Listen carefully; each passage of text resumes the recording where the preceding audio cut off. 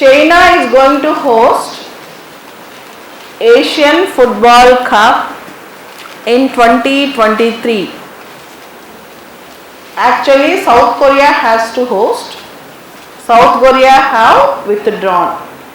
South Korea should have hosted it.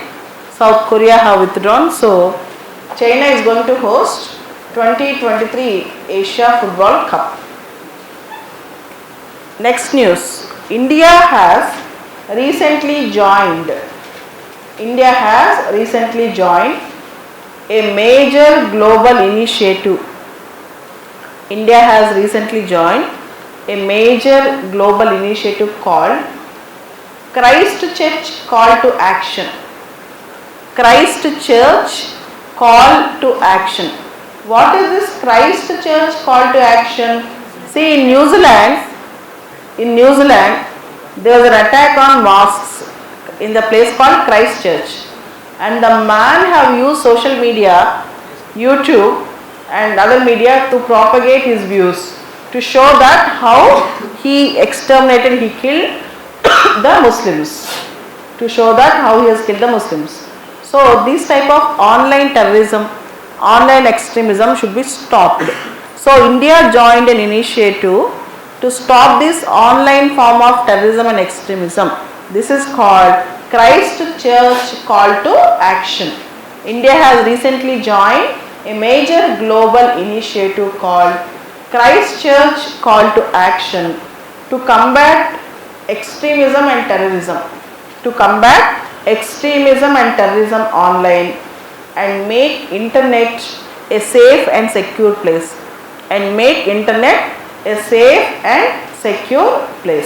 This is also really important. Next thing is BSP, SP, Trinamool will not support a BJP-led government. Rahul Gandhi. BSP, SP and Trinamool. Bahujan Samaj Party, Samajwadi Party and Trinamool Congress will not support a BJP-led government. Rahul Gandhi. First of all, you should know, on May 23rd, anything might happen. New form of coalitions, unexpected coalitions might come into picture. So Rahul Gandhi cannot decide today that BSP, SP and Trinamool will never go with BJP. I'll tell you one interesting thing. In the recent Telangana elections in December, you have seen the Congress and TDP coming together. And many of the even Telangana people cannot digest Chandrababu Naidu and Rahul Gandhi in a single frame.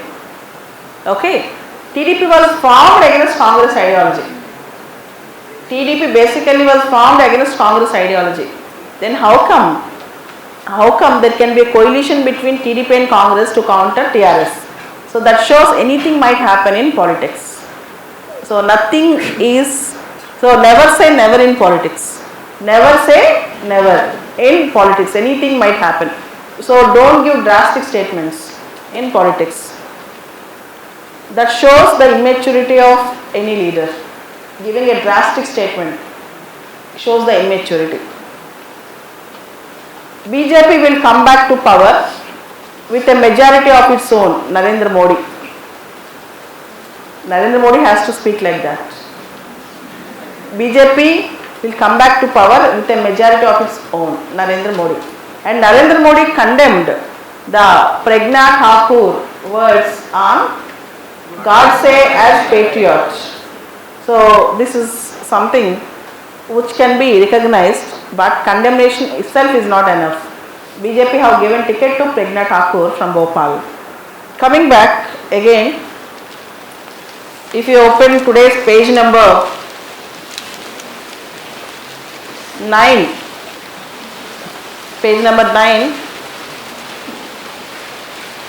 Prime Minister Modi's constancy, Varanasi.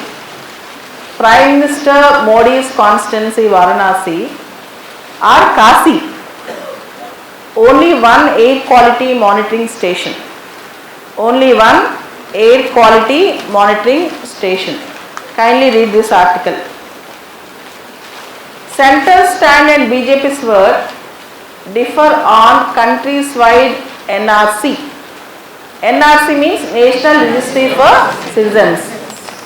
The ruling BJP promised to implement the NRC across the country if it is voted back to power. If it is voted back to power. India is a country with 130 crores of population, and throughout the country, across the country, if you implement NRC, definitely there will be shocking results. There will be shocking results. Just understand. Next, peace pact with Taliban is unlikely before September polls. See, in Afghanistan there are polls, and peace talks with Taliban is unlikely before the elections in Afghanistan. So in Afghanistan there are elections and peace talks are unlikely before the polls. Coming to next article, editorial, page number 10. Page number 10. Today's editorial is about economics, economy related editorial. Yesterday I have discussed about industrial policy in detail. Today I will give you some tips how to understand this article. First of all, the heading WOES, W-O-E-S, WOES means troubles. External means outside. External means outside, WOES means some problems or troubles. Okay. So you should understand there is a word called trade deficit in the article. There is a word called trade deficit. See, I am India, you are China. I am India, you are China. You sell your products more in my country, you purchase my products less. So China will sell its products more to India and purchase less from India. That means China exports more products to India, imports less products from India. So China gains lot of business from India, but China will not give much business for India. This is called, India claims that China is getting trade surplus and India is suffering trade deficit. So when a country exports more to other country, import less from other country, the country which exports more is in trade surplus, the country which imports less is in trade deficit. For example, India and China. In India and China trade, China have trade surplus, India have trade deficit. And second thing, coming to India and neighborhood. For example, India Bangladesh, India Sri Lanka, India Maldives, India Nepal, India Bhutan. In India's neighborhood, India have trade surplus and neighboring countries have trade deficit. They always say India sells more to our countries, but India will not purchase much from our countries. So this is the concept of trade surplus, trade deficit. The concept of trade surplus and trade deficit comes in international trade. Trade between one country to other country or trade between and among group of countries. This is called trade surplus or trade deficit. See, in the globalized world, the growth of international trade of one country towards the world or the other countries signifies the country's strength and also investment levels, development and other things. If we have stagnation in international trade, that means the country is not doing well, not fairly doing well. Okay. So if a country is going good in international trade, that means the country's economy is going strong. Otherwise, country's economy is lackluster, dull. So this is how things go. And here, WOES means problems. That means with respect to external trade, India is facing some challenges. The heading shows, given the widening trade deficit, urgent measures are needed to boost exports. Given the widening trade deficit, urgent measures are needed to boost exports. That means India is selling less Indian exports are not being increased, but India's imports are increasing. Import bill is increasing, exports we are not getting money, we are not selling much. That is the reason why we are in troubles. So what we should do? We should increase our exports. But the issue is, India is a oil guzzler economy. Majority of our imports from other countries is oil.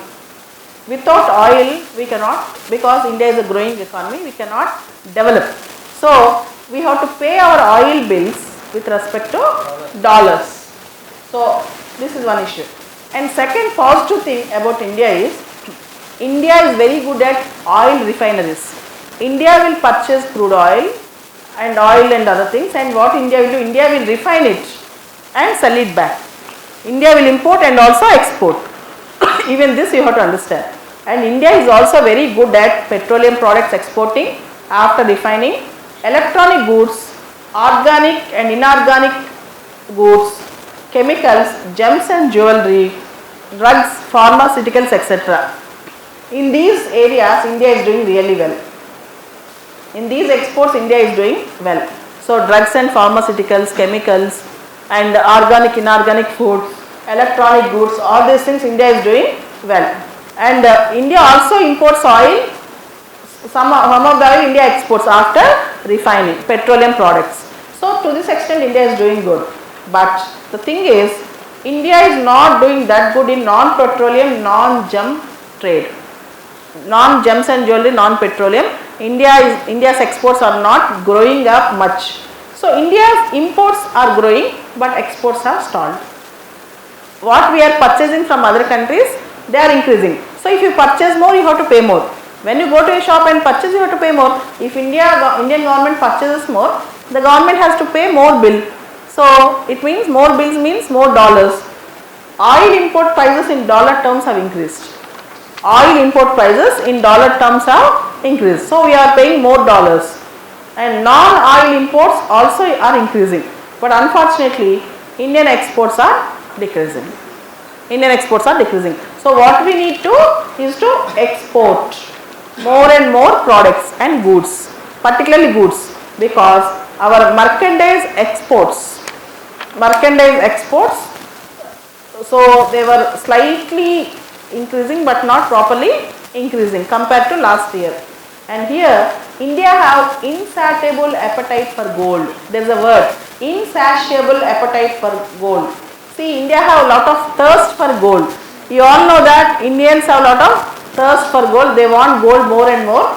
So India is purchasing gold and surge of imports. So gold purchases are also increasing. For all these reasons, India's trade deficit have increased. 5-month high, 15.3 billion. 15.3 billion.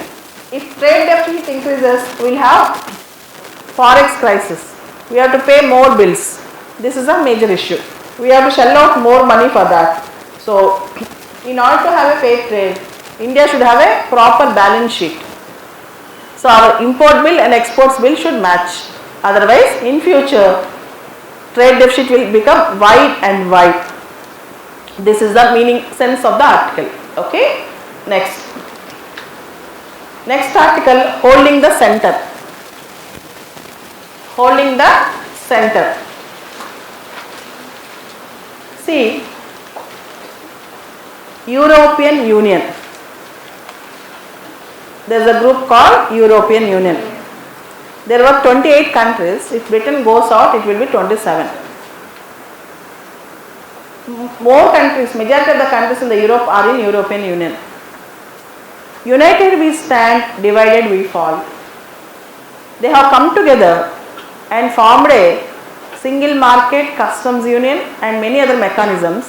Along with that, they have European Parliament, European Central Bank, European Court of Auditors, Council for European Union, European Council and European Court of Justice, European Commission.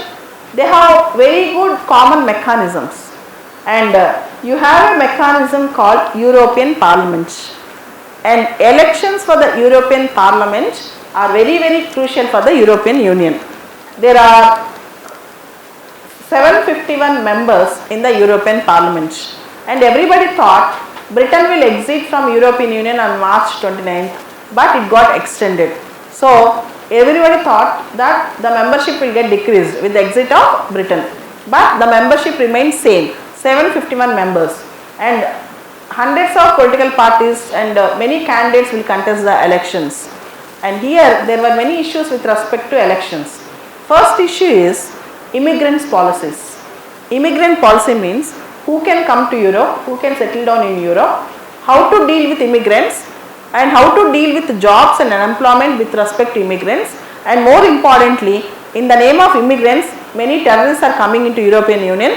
So some of the political parties are asking or saying that we are going to have tight immigration policy. And second issue is Euroscepticism. Euroscepticism is a very important term in IR. Euroscepticism. What is this Euroscepticism? Euroscepticism means, as you all know now, Britain is coming out of European Union, and some other countries also might follow the suit. So staying back in the European Union might affect the national interest of the country. So they will feel that being in the European Union, being as a part of European Union might not help them or might be harmful to them. This is the idea where European Union or creation of one single customs union or visa free travel from one country to other country, that's called Schengen area, or Eurozone. Eurozone means having same euro as a currency. So all these things might affect the national interests of the country or nationalism of the country. This is called Euroscepticism. Even this term is being used. So all these contentions are coming up in the European Union elections, as India is gearing up to get its results on May 23rd. European Union is also having its elections in the nearby times, where European Parliament is going to get elected again. So let's wait and see what are the changes that comes in. And you should understand one thing here, the political party system in the entire world, in a layman words, can be divided into three: leftist, rightist and centrist. The political party system in the entire world, in the layman terms, can be divided into three: leftist, rightist and centrist.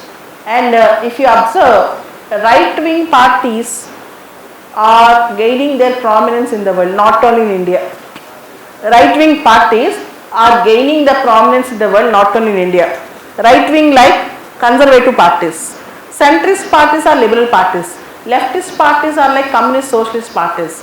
So in the entire party system in the world, we can divide it in the three types. One is leftist, rightist, centrist. Now the trend is rightist in the entire world. So if not, I cannot say in every country there is a rightist party, but the trend is going towards right. That is hyper nationalism, conservativeness, America for Americans, Hindutva ideology. This is called rightist.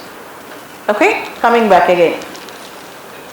A very beautiful article with lot of meaning and sense and with lot of notes for you for preparation. Next is charting a clear course in the Indo-Pacific. Charting a clear course in the Indo-Pacific. CHARTING. Charting a clear course in the Indo-Pacific. How to read this article, how to understand this article. Listen carefully. The world politics till last century belongs to Atlantic, particularly North Atlantic region, USA, Europe, all these countries. The world politics and international theatre is shifting from Atlantic to Pacific. It is transforming from Atlantic to Pacific. Pacific, Indian Ocean, these are the areas where we are going to see a lot of developments in IR, and India also knows this fact. And even America understood this fact. America understood this fact. In fact, during the period of Barack Hussein Obama, he has started a policy called Pivot Asia Policy. PIVOT, Pivot Asia Policy means now we are looking more, vying more, trying to connect more with Asia. So the world, the century is now Asian century. I can safely say the century today is Asian century.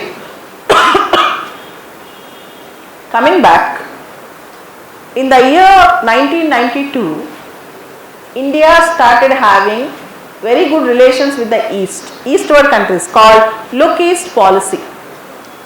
1992 is a landmark year where India started its Look East policy.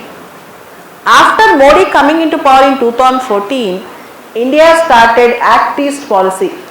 Look East policy got transformed into Act East policy. You may get the doubt, you might have a doubt. What is this Look East policy and Act East policy? See, in the year 1991, we have many new challenges in the world. Our all-weather friend, Soviet Union, got disintegrated. In the year 1991, our very good friend, Soviet Union, got collapsed, first thing.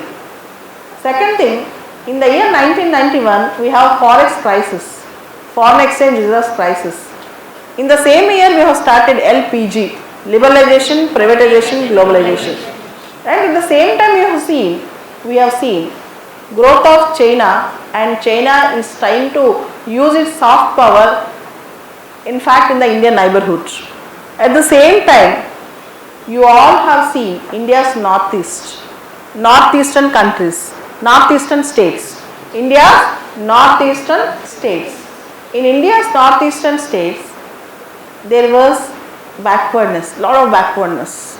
So, if you can connect properly with the eastward countries like Cambodia, Myanmar, Thailand, Laos, Vietnam, Indian northeast can have better connectivity and better development. For all these reasons, India started Look East policy in 1992. And now, better than Look East, we are trying to proactively involve with the easternward countries. That is the reason why Look East is called now Act East policy.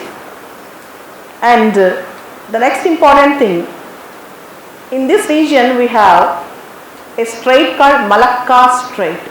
Kindly by tomorrow identify in that class where are Malacca Straits located. M-A-L-A-C-C-A, Malacca Strait. Lot of trade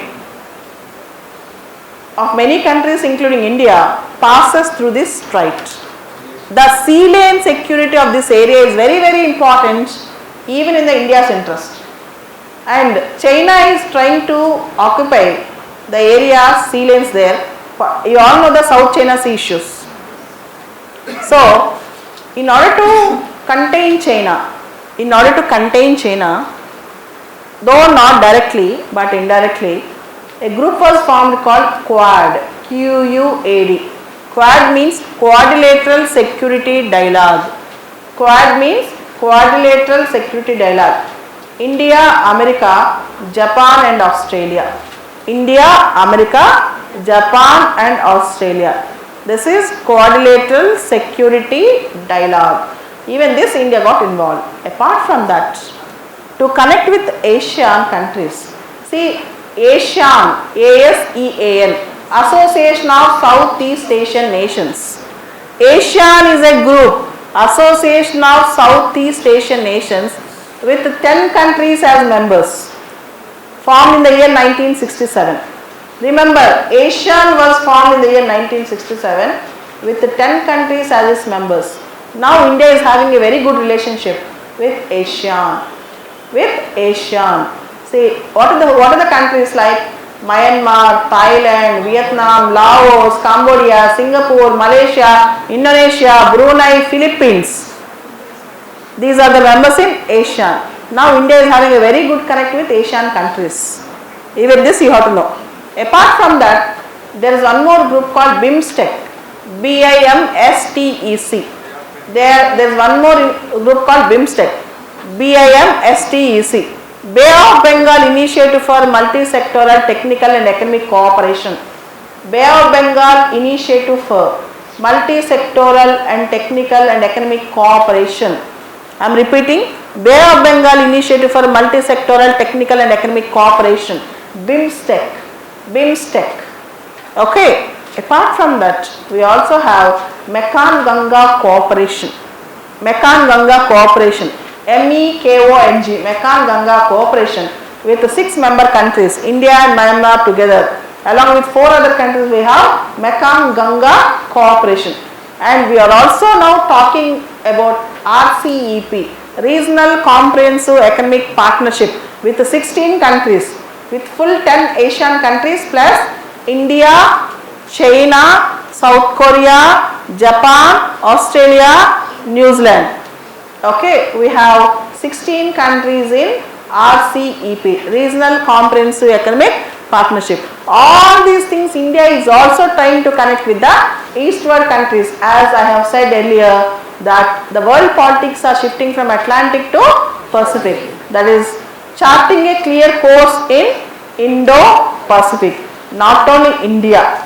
Now our Ministry of External Affairs called MEA has Indo-Pacific separate wing to have strategic coherence in India's look east policy. We have a ministry called Ministry of External Affairs which deals with foreign affairs, you know that, right? So we have a separate wing in the ministry called Indo-Pacific wing, Indo-Pacific wing, and US also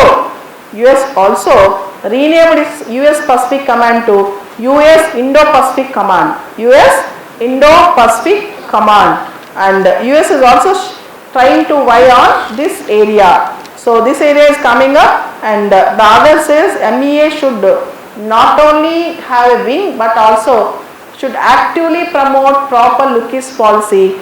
It should not be flooded with bureaucratic inertia, but it should be very, very active with dynamism in Indo-Pacific region. This was the essence of the article.